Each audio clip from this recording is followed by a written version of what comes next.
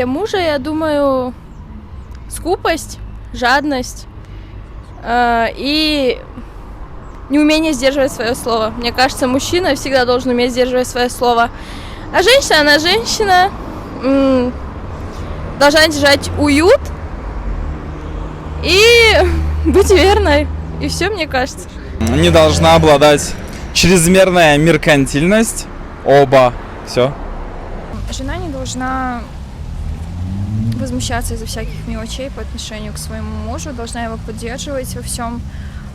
Также она должна быть, что ли.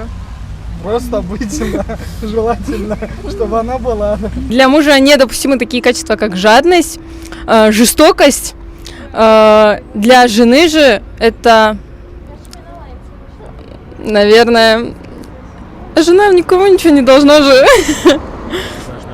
Она должна быть счастливой, да. Женщины никому ничего не должны, они просто должны быть счастливыми.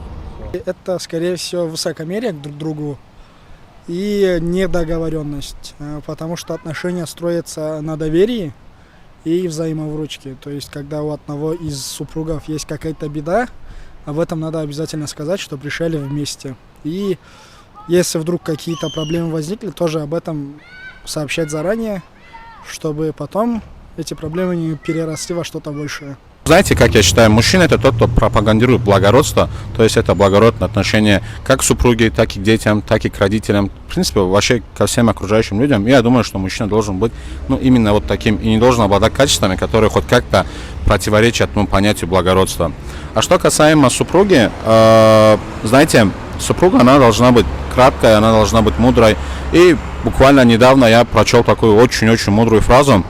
Женская мудрость заключается в том, чтобы не замечать мужских глупостей, а мужская сила заключается в том, чтобы прощать женские слабости.